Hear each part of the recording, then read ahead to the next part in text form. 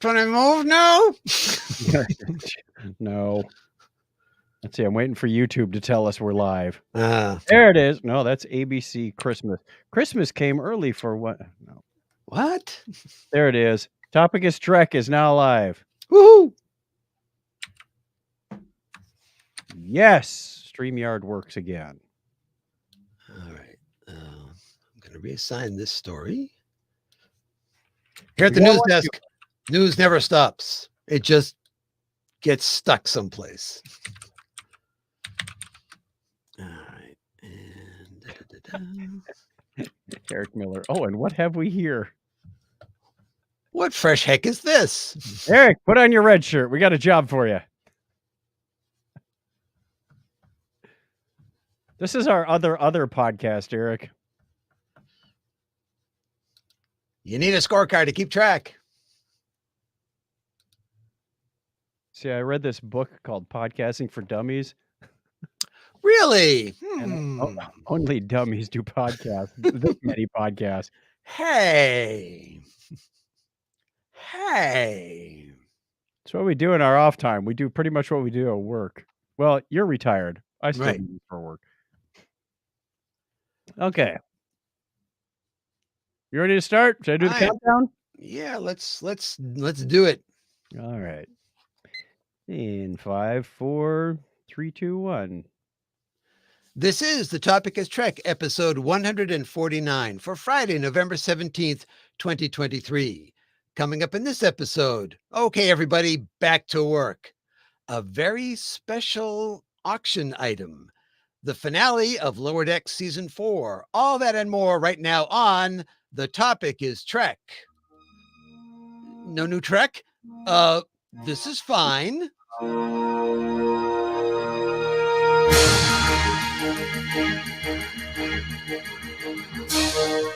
Welcome to The Topic is Trek, the podcast that runs on impulse power. Join us for a journey where no show has gone before. If it has to do with Star Trek, there's a good chance we'll talk about it sooner or later, because on this show, the topic is Trek. Engage already. Well, hello, everyone, and welcome to another thrill-packed edition of The Topic is Trek.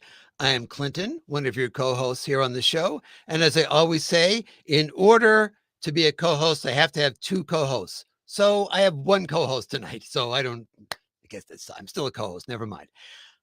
Yes, Mr. Craig Stepp is in parts unknown, but this time apparently we have a transporter malfunction. We can't get him to beam in from where he is.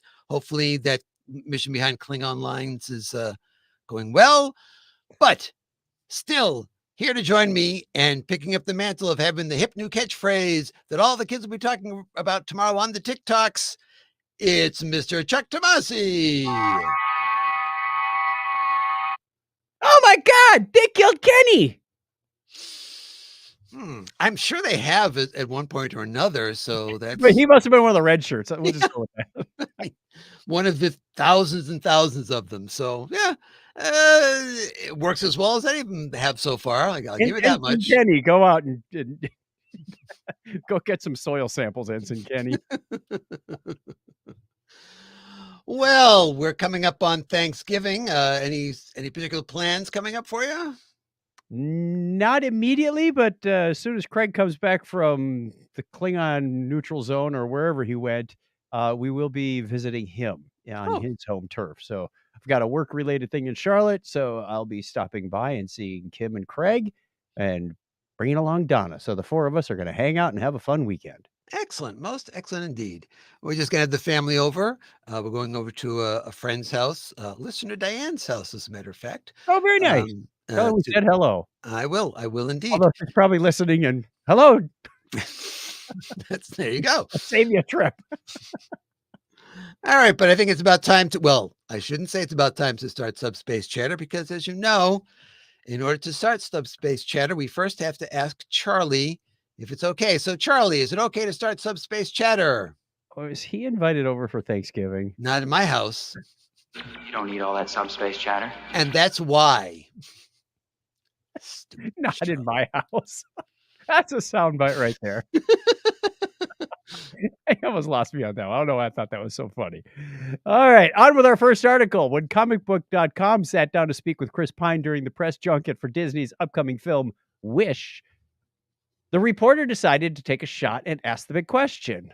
Are there any Star Trek updates? But alas, Pine had nothing. He said he hasn't even seen any scripts. In addition, Zachary Quinto has been cast in an upcoming NBC medical drama, Dr. Wolf. This could complicate any filming schedules if a movie is scheduled anytime soon. We have links for the articles in episode number 149 over at thetopicistrek.com.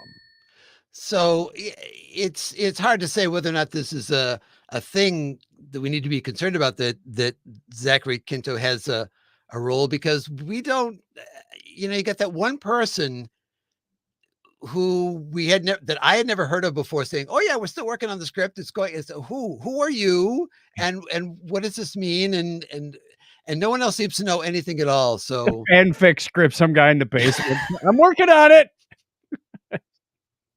Well, speaking of filming that probably doesn't use any actual film, production on season 3 of Strange New Worlds is now set to begin on December 11th and will continue through July of 2024. That's a lot of production. But you know what? That show is worth it. Absolutely. But it also means, as we suspected, I just don't see any way that this thing is going to premiere in 2024. I mean, it'll be the very end if you're lucky, but I've just got this feeling we're talking about 2025 with it, which is, it's a long time to wait. You might get the first episode or so out late in 24, but that's pushing it. Fingers crossed. And who knows? Maybe, with the strike, Hollywood wants to fast track some things. Oh, they want to fast track everything, I'm sure. we got some time, some ground to make up. All right, moving right along. We wanted to note the passing of director Robert Butler, who died earlier this month at the age of 95. That's a full life. Mm-hmm. Mr. Butler was the director of the original Star Trek pilot, The Cage. He also directed the pilot for the 60s Batman series and the pilot for Moonlighting.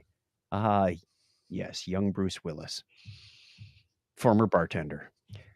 The pilot for Hill Street Blues was among that, as well as Lois and Clark, The New Adventures of Superman, and co-created the TV series Remington Steele. Wow, that's iconic stuff. Mm-hmm.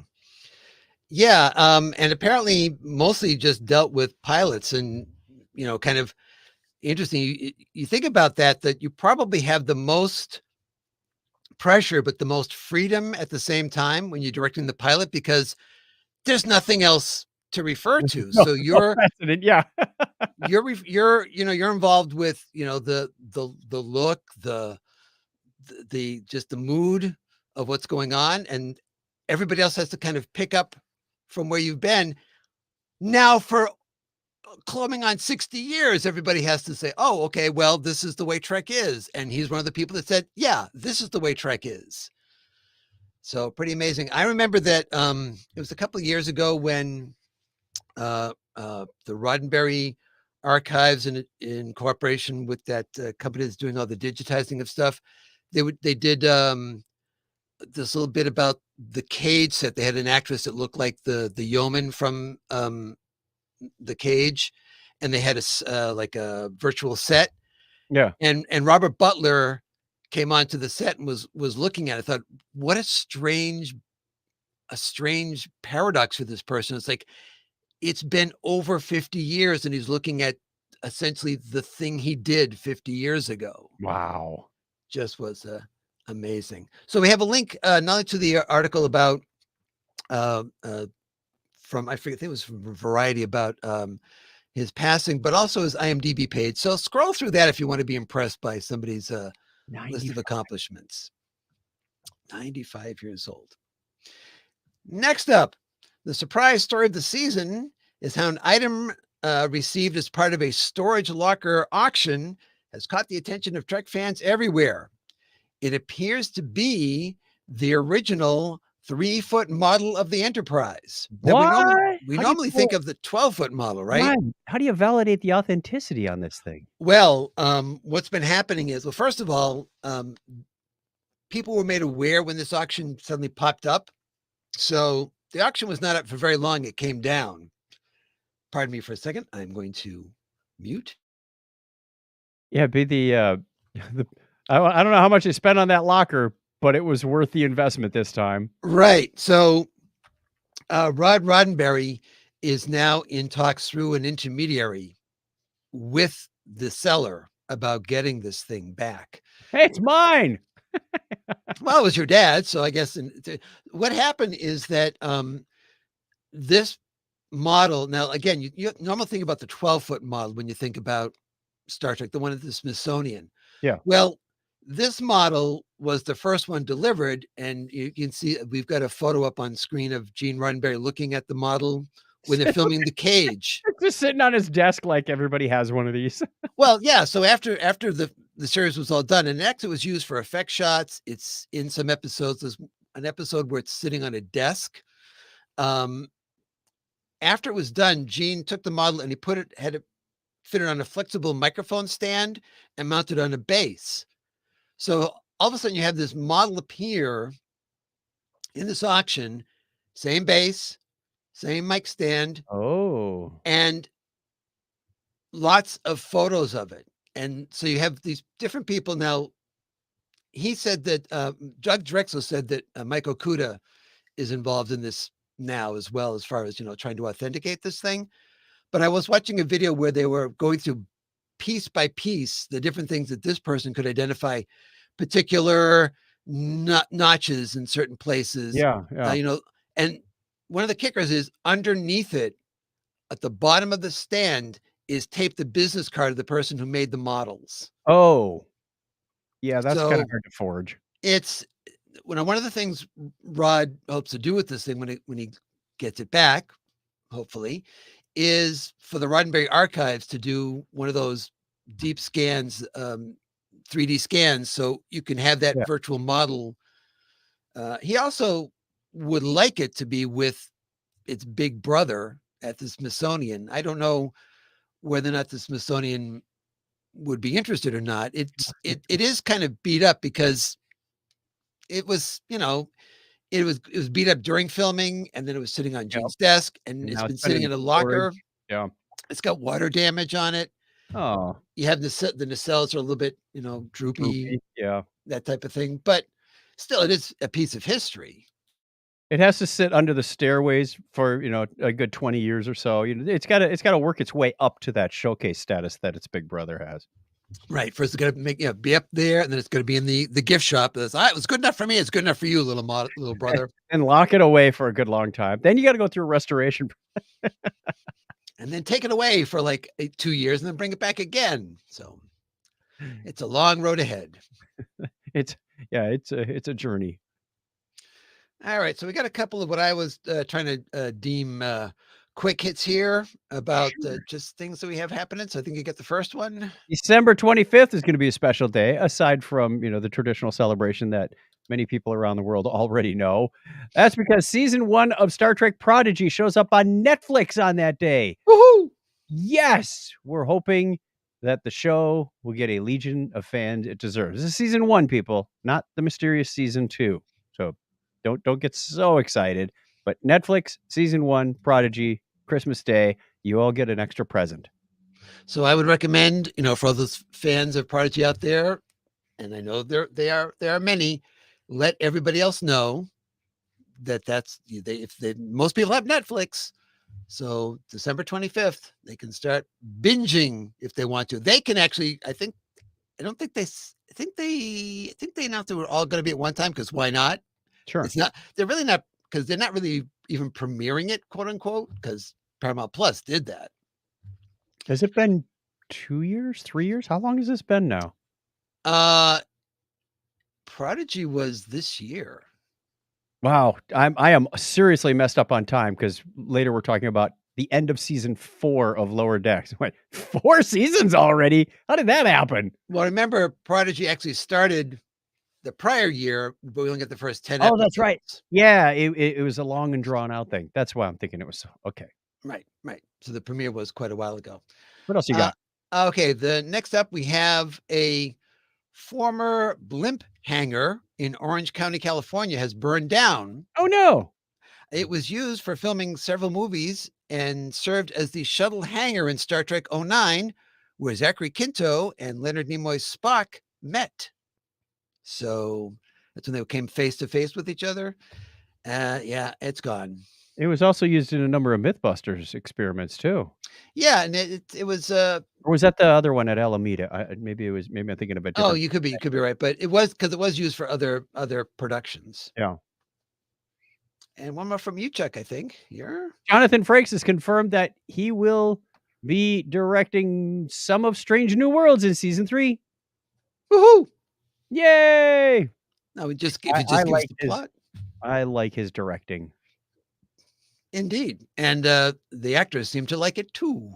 Yes, they speak very highly of him as like a collaborator, as someone who understands, as well as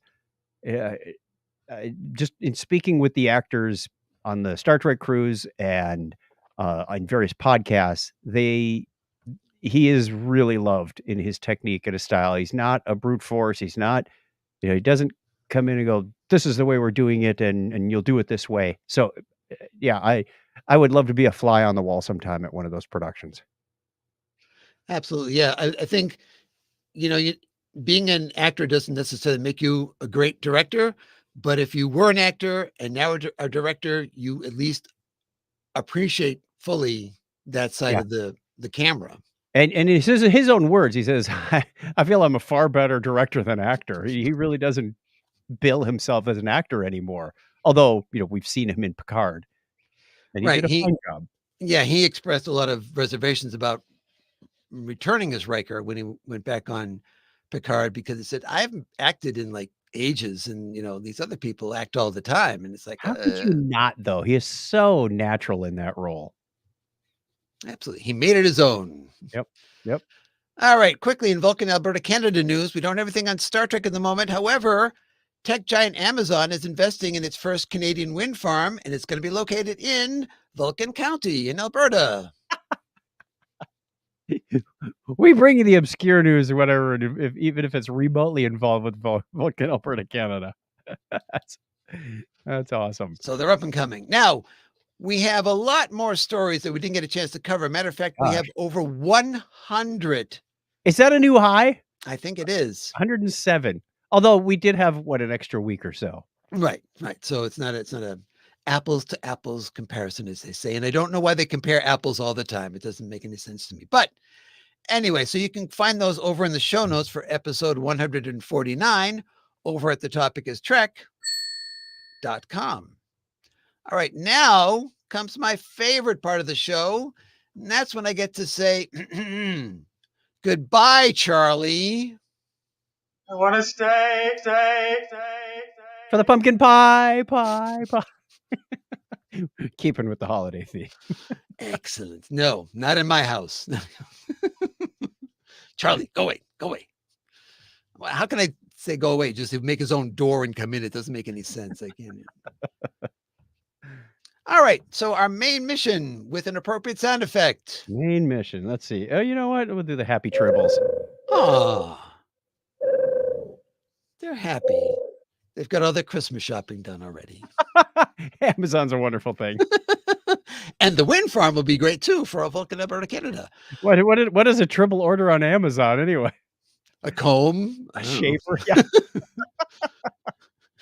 Quadritriticalian? I don't know. Oh my, not that. All right, so let's get some background info on what we're going to be talking about. You want to give us a lowdown there, Chuck? Yes, this is the final episode 10 of season 4, called Old Friends, New Planets, which premiered, a few weeks before we recorded this, November 2nd, as a matter of fact. I think I was on my way back from London at that time. I don't know how I watched this. It must have been right after I got back. But written by Mae Darman and directed by Bob Suarez. And the show synopsis is that Mariner confronts her former Starfleet classmate, Nick Locarno. Meanwhile, the crew of the Cerritos disobeys orders and attempts to rescue the lieutenant junior grade. So we get our They injected her into canon. I love this. 'Cause- right. I mean, literally, that's your first shot when they come back is like, oh, there she is, in Starfleet Academy, walking with them all. Now, it's very easy to overlook when you think of Robert Duncan McNeil. You always think of Tom Paris, but it's easy to overlook his earlier character of Nicholas Locarno from Starfleet Academy when Wesley Crusher was there. They were doing that illegal maneuver, the band maneuver to try and do that star formation, and one of their team crashed and burned and died, and now they're on trial for it. So, great storyline there, but he was sort of like many things Lower Decks, they really go deep for the references on this one, and I just love this. Nick Locarno, oh my gosh! But it was fun to listen to hear Robbie do the voice. I am an avid listener of the Delta Flyers podcast. He Mhm. did not mention a thing about this. Never a word. That's what blew me away. It's like usually they're giving some hints like, "Oh, I'll be appearing on an upcoming production of something you might be aware of." And so I thought this was a fun surprise. Yeah, I think if he had done that, I think, fans would be pretty quick to connect those dots together. Well, the assumption would be he'd be coming as Tom Paris, so boy, No, would you get his true. plate signed or what? And wait, didn't he? Maybe he already made it. Am I imagining that? Did he already make an appearance? He did. Well, he made an appearance as Tom Paris. Yes, that's what it was. So he's back as Nick Locarno, and an older Nick, of course, because years have passed. Although they appear to be a few more years for Nick than they were for Mariner. Yeah. This whole how old is Beckett Mariner is starting to like, okay, I'm starting to piece this all together here. I did get a kick out of the fact that when he does appear on screen, you have the banter back and forth between Rutherford and Boimler about, oh, he looks just like Tom Paris. I don't see it. Yeah, I fell off the chair laughing at that one going, they had to do it. They had to do it. He looks just like Tom Paris. I don't see it. Very, very, very weird. But I made note of the fact that we didn't see the entire Nova Squad because there were 5, and we only had the 4 people having the discussion with Oh, right. Mariner. Yeah. Well, I forget what I was watching when they mentioned it, but let's see if I can call this up here. Yeah, at the very beginning, right when they are walking in Starfleet Academy in the wide shot, and if you're like me, the first thing you focus on is, oh, is that Boothby over there? Yes, Working on he's a very well-placed distraction. Because there are 5 people walking, and one of them turns around, waves, and walks away like they've got to get to class. That's the other member of Nova Squad. Okay. That's Jean Hajar. I think that's the character's name. So they were all there, but just one of them went off to go to class or something. So good on you for at least holding that together. Makes me wonder if there was some sort of discussion about, actors or contracts, or are you available? Are they still around? That they had to write it that way. Well, the actress who played Cito, she was no longer acting. She worked. I think it's something in healthcare now, or with. I forget exactly what, but they had a hard time locating her. But they really wanted to have her on, so Mike McMahon and company tracked her down, and he's anxious to get her to a convention because she's just like been so out of it for all this time, and now here she is. She's now been in 2 different series. That sounds like one of those things you do when you're introducing yourself to a new team. 2 truths and a lie. Yeah, I was on Star Trek. Yeah. Star Trek Next Generation, and it's like, come on, No. this is your new nursing team, really? I'm not buying that one. That's definitely the lie. Here's a picture of me at the con last weekend.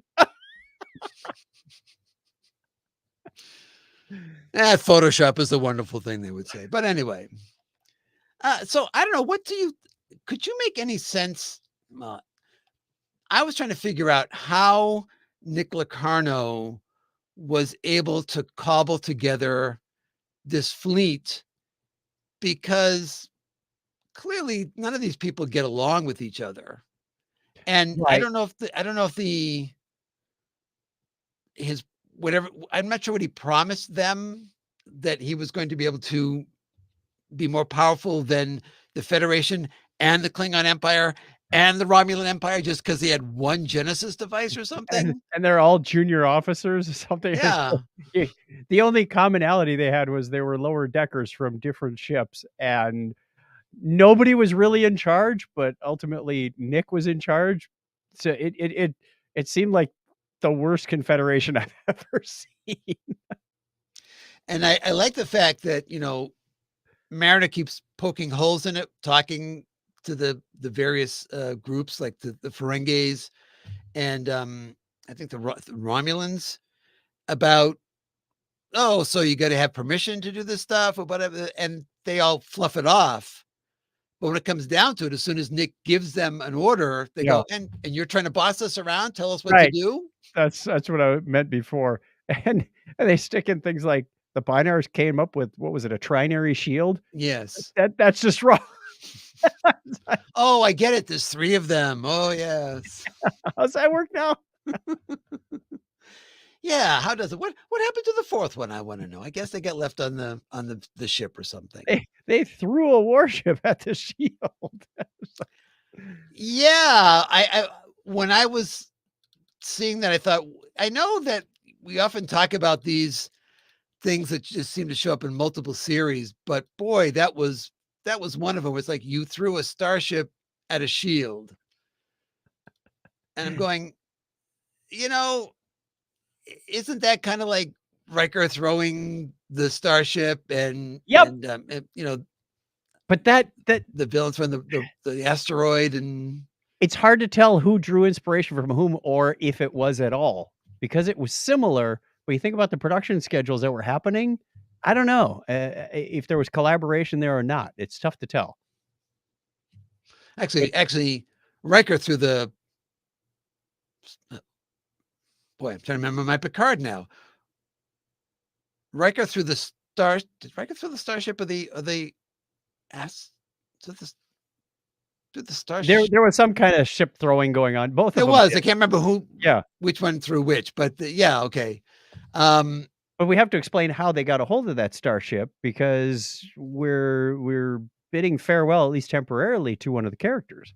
Right, because in order to get that ship, which turns out to be just dead weight, no pun intended, Tendi had to essentially promise to go back to Orion.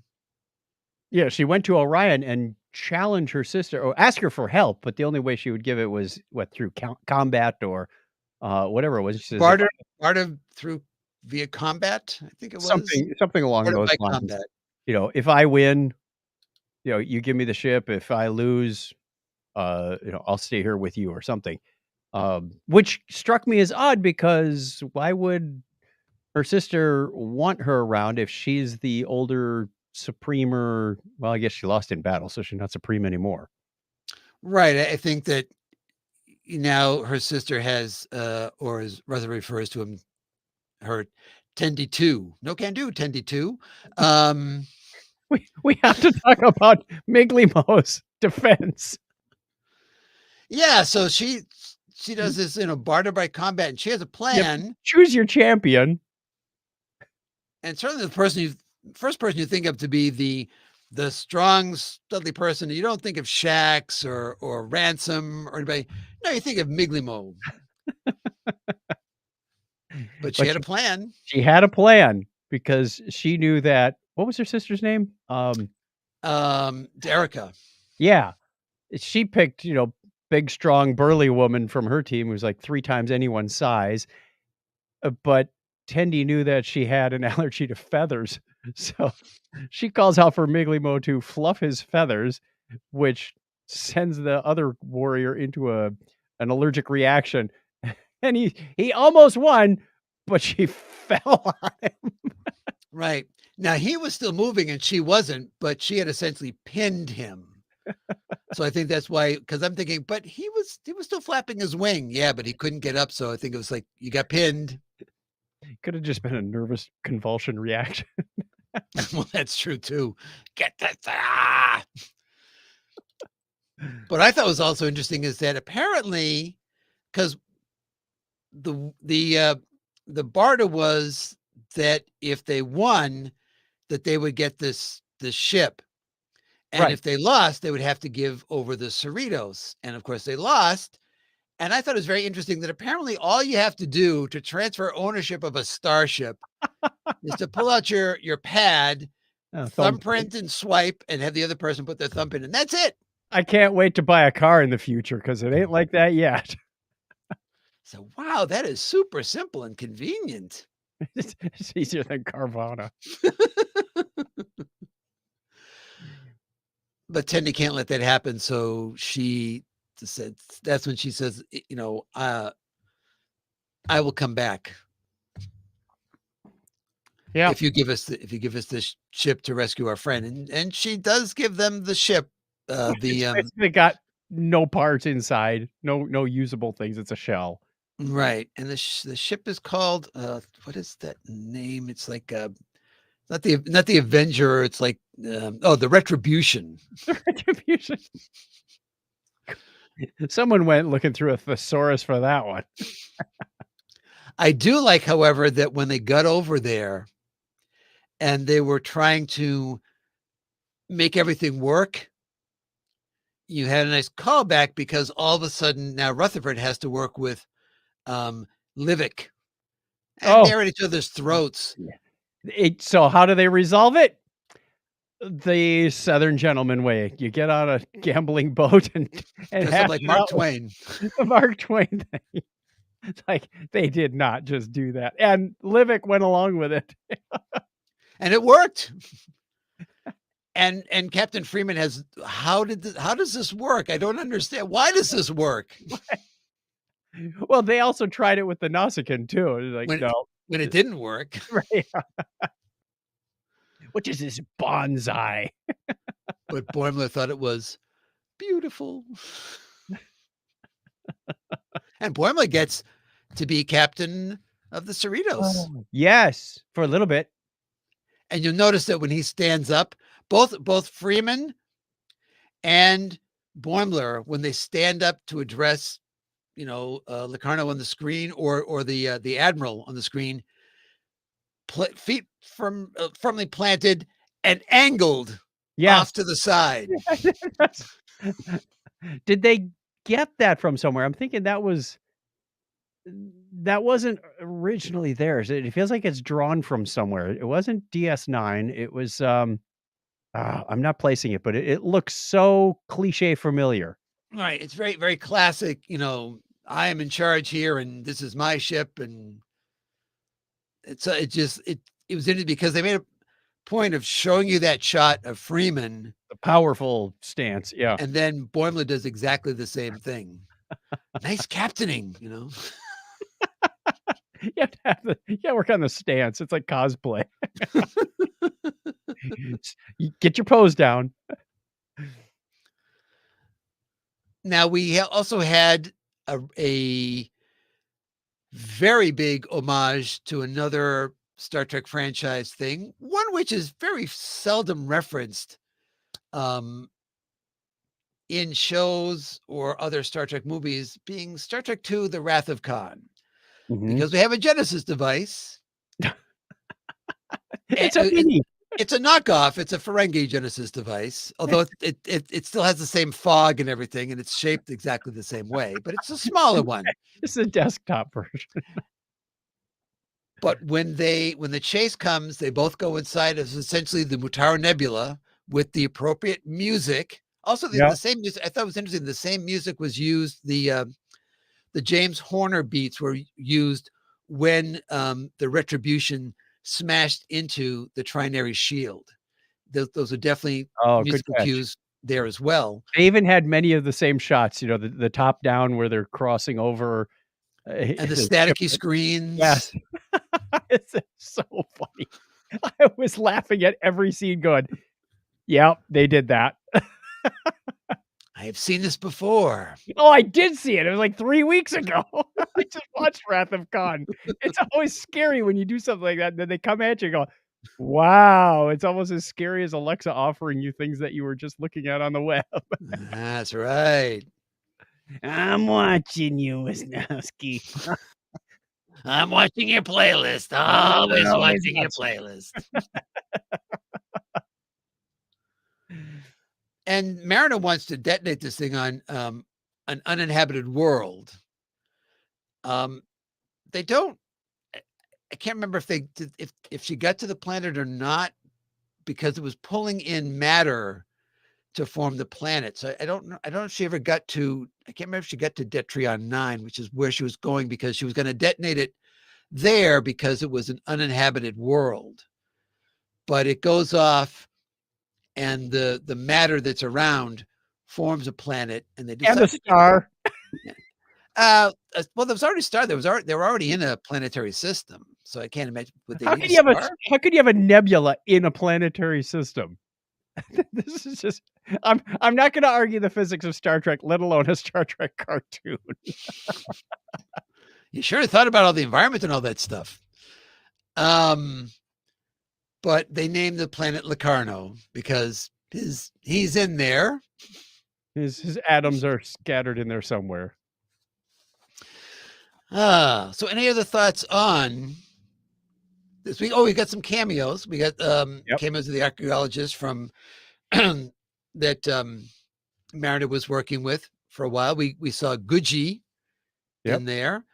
We saw a lot of the people, the secondary characters from Lower Decks in various shots when Freeman is giving her speech about, I'm going to go rescue my daughter, and I can't ask if any of you to do this because it's against orders. And of course, everybody says we're there. We're with you. Yeah. Very, very Wrath of Khan. The I also think we finally wrapped up the whole Mariner story of the angst and the anger and whatnot with her discussion with Locarno. Well, that's what I'm wondering, I'm hoping. because now you've got the character established for 4 years doing certain things, and how will the character change if the character changes? Because the one thing I desperately do not want to see is a fallback to old Mariner, because we've fallen back. That was a big disappointment for me this season, was we fell backwards. One step forward, two step back in some cases. Right. And because she became more unhinged. Yeah. Really. So I'm interested to see what this character looks like in season 5. Yeah, there's a whole opportunity to take her in a new direction now that she's, well, hopefully matured and gotten out of that phase. Right. So take her in a new direction because now she's in sync with and she's certainly got more experience than most of the other lower deckers, because she's been promoted and demoted how many times? That's right. Sounds So like when she's they get demoted the first time, no, that's not what I when it sounds like she's got about 15 years more experience going to all these other planets and whatnot. Sure, some of that was with her parents when she was younger, but she's been around and been in Starfleet longer, is my impression. So hopefully that will play into some future storylines.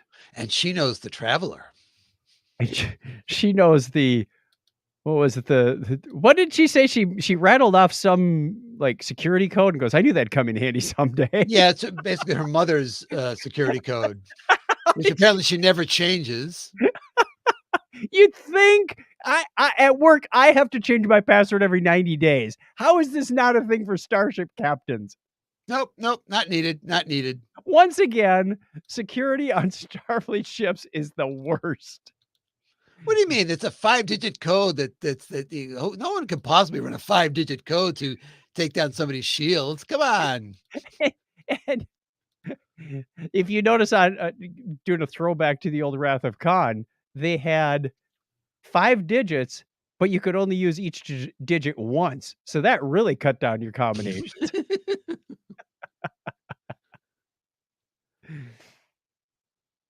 All right, bit of too deep of trivia there, maybe.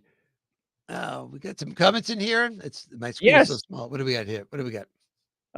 Jared Cooper says, "Thank you, Chuck Tomasi. Time to get ready for the cruise." Yes, it is. We're only 60, 90 days away from that, something like that. It's coming up quick.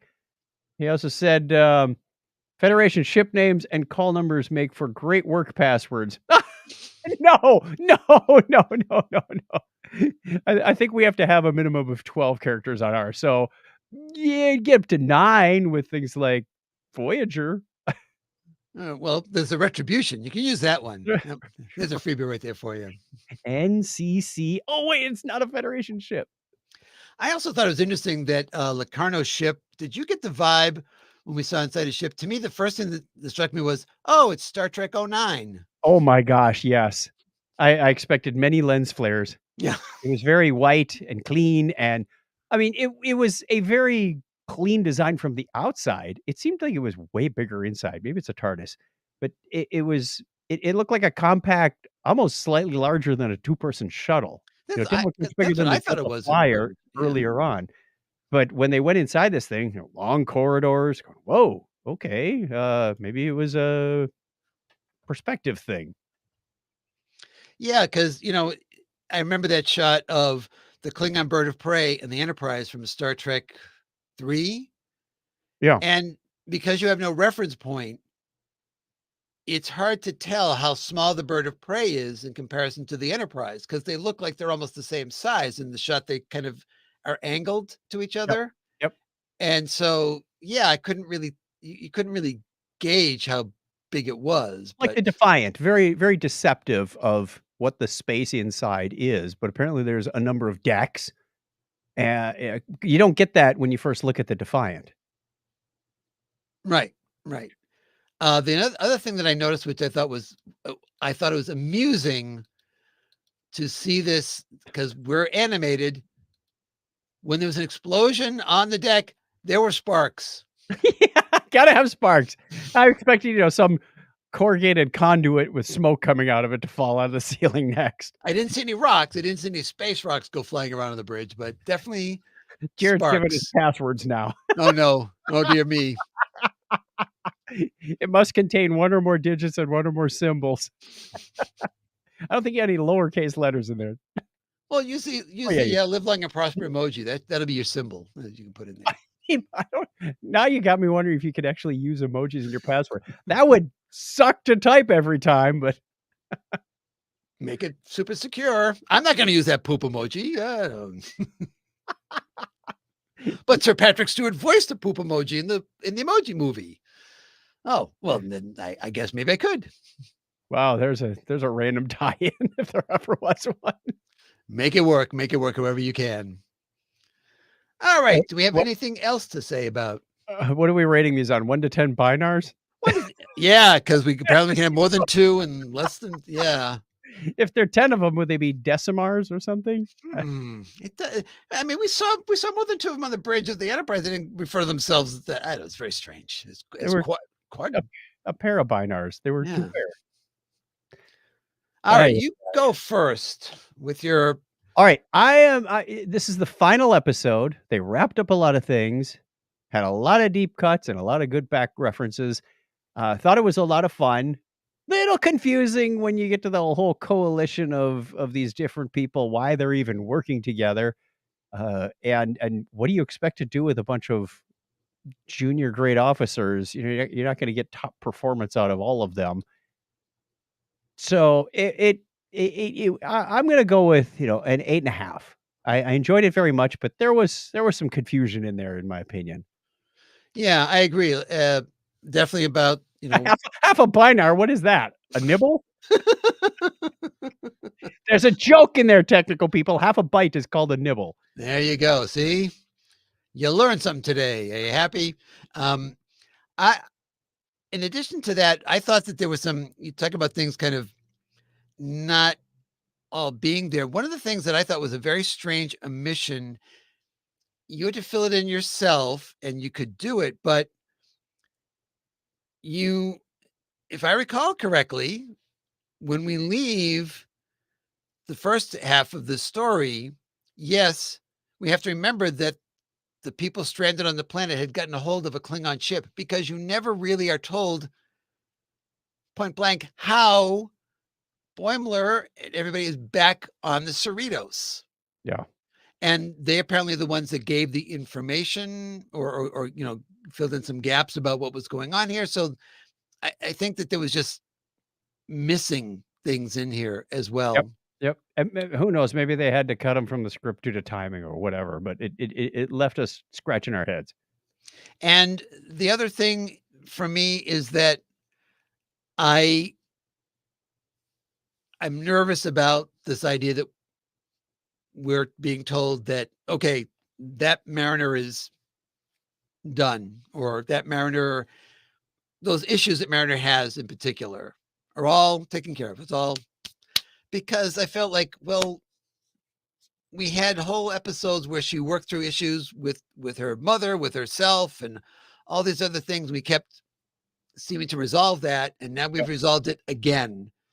And I'm hoping that this time but I'm worried about, fool me twice and now fool me the third time. Only 7 or more times. Shame on me. Yeah. So I'm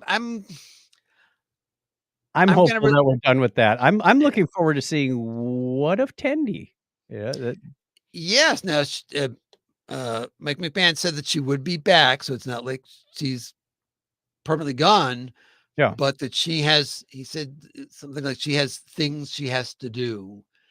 And so I think that I felt like this was one of the reasons why they introduced T'Lyn when they did, is because they knew that you're going to have the story arc for Tendi, and you want to keep the 4 people at the core. So you have that person come in. They're there for the entire season beforehand.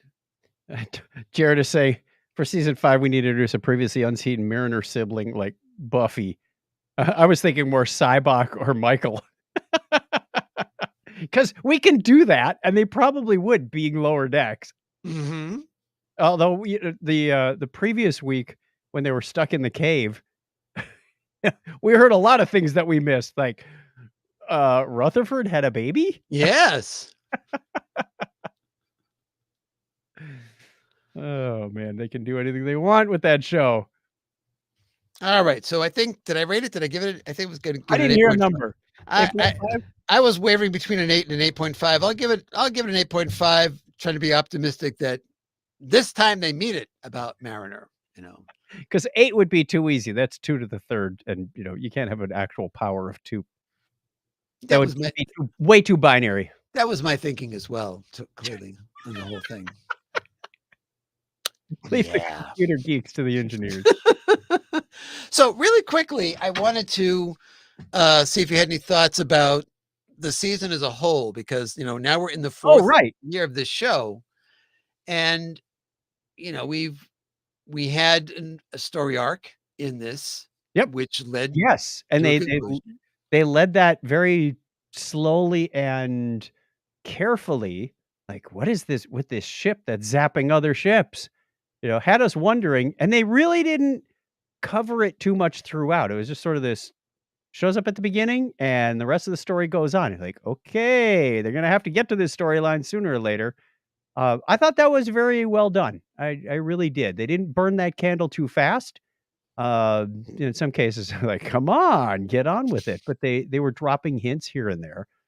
Right, I because very much enjoyed this season. I don't think we got any further than just those bits at the beginning, right?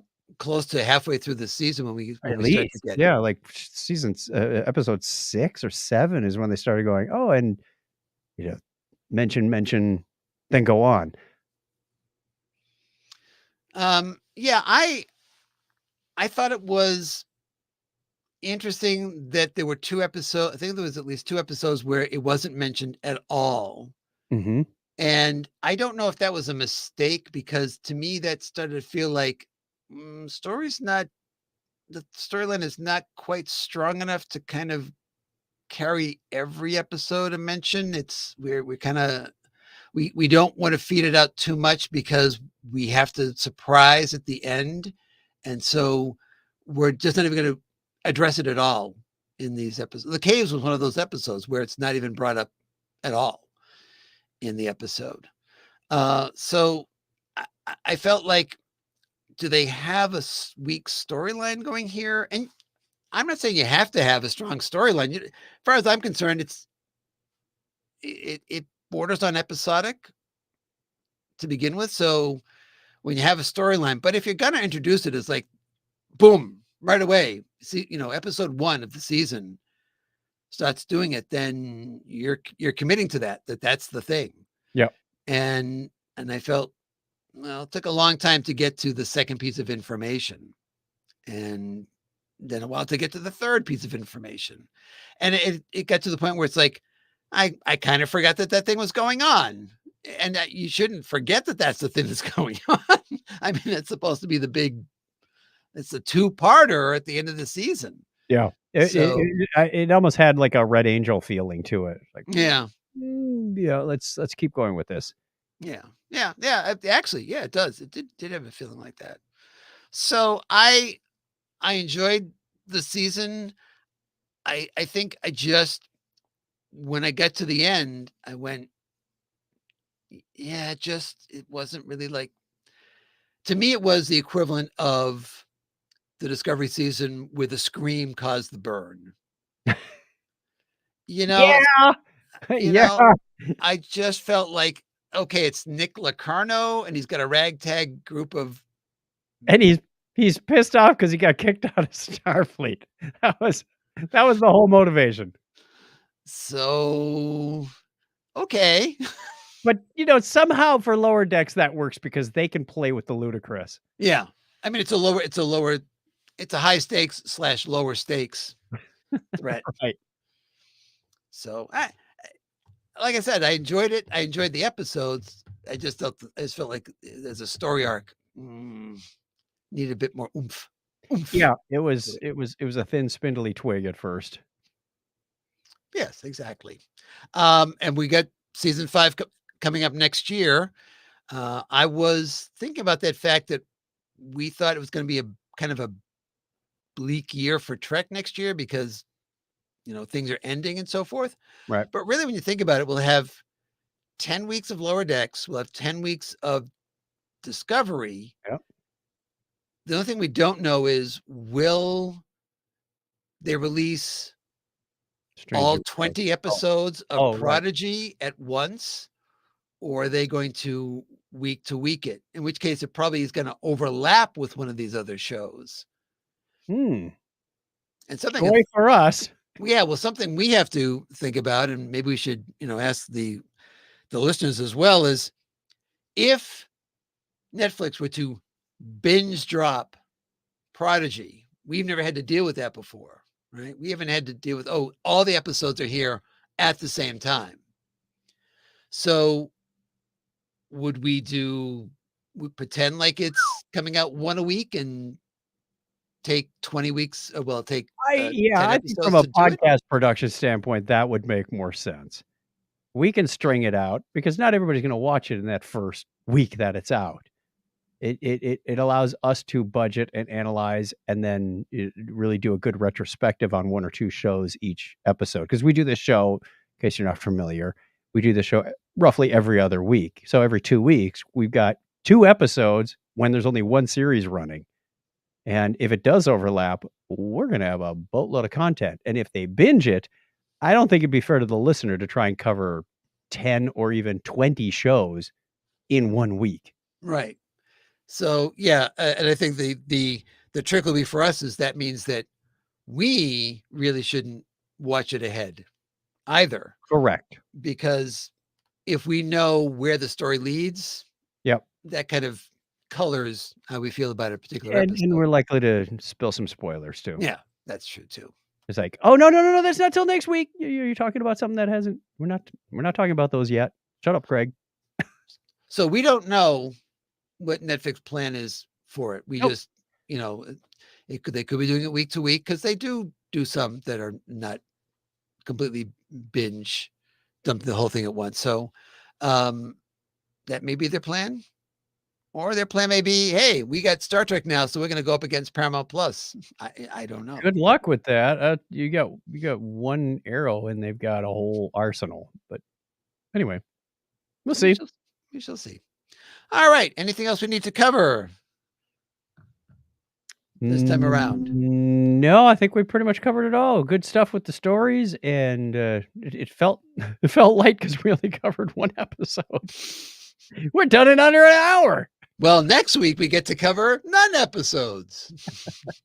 Well, next time. Oh, I'm gonna have to go back to that book that's on my nightstand. Right. So we have for the listeners out there, we have been kicking around some plans for what we're going to be doing between now and when Discovery premieres, which is still set for sometime early in 2024. My guess is we'll get a date on that soon because now the actors can talk about it. And I'm sure that's one of the things that was holding back this whole thing was you don't have anybody going to junket. You don't have anybody doing any, so you can't do your ready rooms. You can't do anything. And so now that things are back up and running, hopefully we'll get a date for it fairly soon. Maybe we can call in some guests. Maybe so. We've got some friends of Star Trek that have not been on for a while, and we've got some others that have not been on at all. So time to start shaking the tree. Okay. But other than that, it's time to refill the dilithium chamber and try to warp on out of here. And I was going to ask the same question I asked last time around when you weren't here and Craig was here, but who speaks for you guys? Clearly not Craig. What is it, like 4 a.m. or 5 a.m. where he is? Who knows? Maybe he's watching this live from the hotel room because he's got jet lag. I speak for us. You can find us by searching for Technorama Podcast anywhere on the internet. You will find our show over at chuckchat.com, Technorama. We do that weekly when we're both around. Obviously, we got a little bit of a hiatus here due to vacations and whatnot, but we cover a whole bunch of fun tech, science, sci-fi news and stories, some things you wouldn't believe. So join us for Technorama Podcast. And you can find me, Clinton, at Comedy Forecast, all one word, with the number 4.com. I just finished premiering the last episode of my big story for 2023, Big Shot. It came out today. So if you want to hear that entire story, you can start with episode 1 of Big Shot by going to comedyforecast.com/2023 for the 2023 story. Finish it just in time. Indeed. Whew. Made it. All right. So it's time to hit the theme, boys. If you like the show, please be sure to tell a friend about it and subscribe so you never miss an episode. We'd love to hear from you. Follow us on the site formerly known as Twitter at The Topic is Trek. Visit our Facebook page or visit thetopicistrek.com.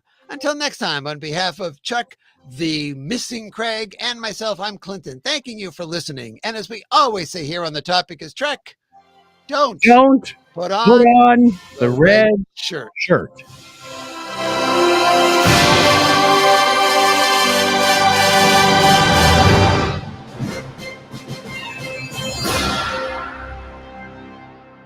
Craig's okay, right? He did take his phaser with him, yes? He took a red shirt.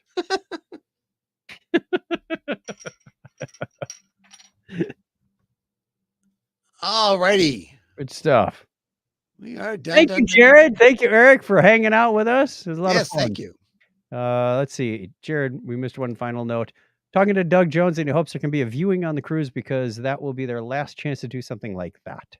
Oh, for Discovery, sure. Well, you last year, last cruise, they premiered an episode. Yes, Well, in the last couple of years. We watched a Picard with Issa Briones and Evan Evagora. We watched, what was the last year? Oh, rats, I can't remember. Let's see, I'm almost certain Doug is on the crew list again. Doug Jones is on the list. So it's Sonequa Martin Green, Walter Koenig, Will Wheaton, Jonathan Frakes, Brent Spiner, Gates McFadden, LeVar Burton. LeVar's joining us this year. Awesome. John Delancey, Denise Crosby, Nana Visitor, Matt Grodenchik, Chase Masterson, Robert Picardo, Garrett Wong, Robert Duncan McNeil will be joining us. Oh, those two ought to be fun. I wonder if they're going to do a live version of Delta Flyers. John Billingsley, Bundle of Energy. Connor Trenier, Anthony Montgomery returns after being absent last year. Doug Jones, Anthony Rapp, David Ajala, very fun. Mary Chifo returns. Michelle Hurd will be joining us. Ed Spaliers, Peyton List, Celia Rose Gooding, fun stuff, and Christina Chong. And then we've got the Akutas, Michael and Denise will be joining us. Excellent. Terry Metalis, Dr. Aaron McDonald, returning guest, as is Dr. Mohammed Noor. Rob Perlman, Thomas Suprenant, makeup artist. Band 47 returns. DJ Lyra and the Curtis Institute of Music as a special guest, and more to be announced. This is going to be a good time. Good time. Some new faces, some returning guests. Now that I see Will Wheaton on the list, he still hasn't responded to my DM asking if we can play the Mad Magazine game. That is his favorite board game, as he told Gates McFadden. I have one. I'm going to bring it. We'll see what happens. Well, you can use the year I went, you could find him at the poker table, certainly. Just lay out this ratty old board game on the poker table. Yeah, I know you guys are playing for money, but we got to stop that right now because I got this. You want the crushed Pepsi cap? That's one of the game pieces I've got. This thing is in such tatters, but it's still there. I think we have a piece from Sorry. But we should end the broadcast because we're talking about Yes, we Tales Out of should. School. Thank you, everybody, for joining us. We will see you again next time. Take care. Be safe.